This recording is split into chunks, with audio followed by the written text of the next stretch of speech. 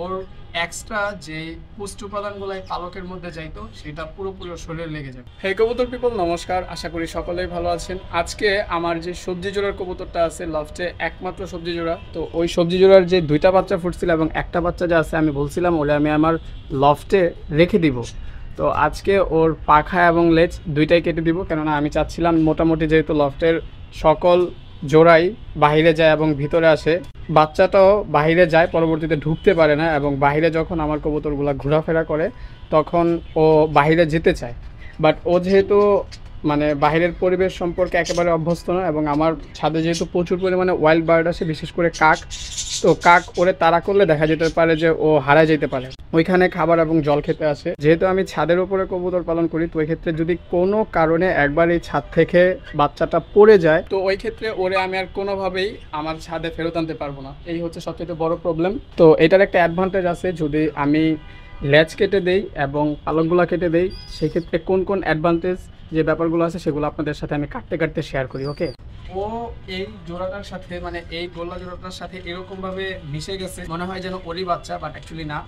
ও যে সবজি জোড়া ওপরে, তো ফেসবুকে একজনে কমেন্ট করছিলেন অ্যাক্টিভিটি দেখে এরকমই মনে হবে যে এটা মনে হয় ওদের ওই বাচ্চা, বাট অ্যাকচুয়ালি না। নেক্সটটা হচ্ছে কেটে দিলাম।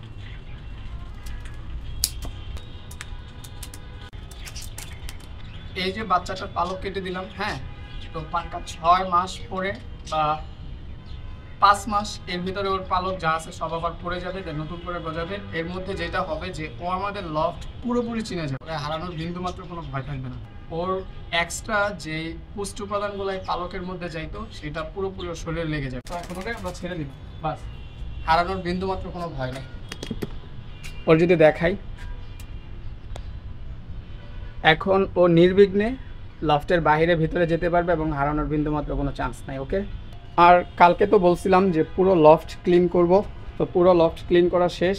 এখন এগুলোরে খাবার দিব, খাবার দেওয়ার পরবর্তীতে ছেড়ে দিব। আর তোদেরকে ওয়েলকাম, পুরো জায়গা আবার নোংরা বানিয়ে ফেলে। আর এইখানে ঘুঘু জোড়া খুব দারুণ একটা কাজ করছে, চাপো চাপো চাপো চাপো চাপো। এই যে ঘুঘু জোড়ারা কিন্তু পালক কেটে দিছিলাম, দেখছেন? তো ওরা কিন্তু এখন অনেক মিশুক হয়ে গেছে, বাট ওরা আগে এতটা ফ্রেন্ডলি ছিল না। তো এই হচ্ছে অবস্থা, ঘুঘু জোড়াও ডিম দিয়ে দিছে। কালকে একটা জিনিস আমি ভুল করছি, সেটা হচ্ছে যে আমার এই অ্যাডপশনের যে জোড়াগুলো আছে আমি তো ক্লিন করে ফেলছি, ঠিক আছে? আদারওয়াইজ আমি যদি দেখাইতাম, ও মা, আচ্ছা ওরা বেবি তুলে ফেলছে, জোস না? সুন্দর সুন্দর, মানে এইখানে ওরা এত পরিমাণ ডালপালা আনছিল, আমি জাস্ট অবাক হয়ে গেছি।